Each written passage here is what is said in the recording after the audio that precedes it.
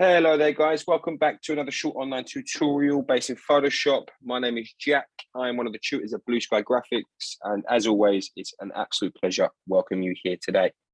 The reason why we are here is to discuss how would I straighten a wonky image. As you can see, we have this image in front of us of a nice horizon. I took this image and I was in a boat at the time, and a little wave came over and the boat moved. And it made me take a very sort of like uneven image, which is quite annoying because, as you can see, it's quite a lovely image. And what I would like to do is I'd like to straighten this horizon, okay? And I'm going to do that by using the crop tool, which is situated here. Shortcut is the letter C.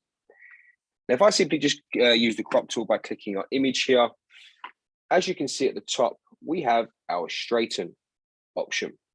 So what I'm going to do now is I'm going to come here and I'm going to click and drag a line over what I would like to straighten, which is obviously my horizon here.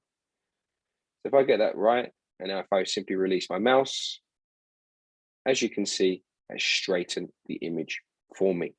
Be very conscious you'll be losing some space from the image itself, but the benefit of this now is that you now have a straightened image.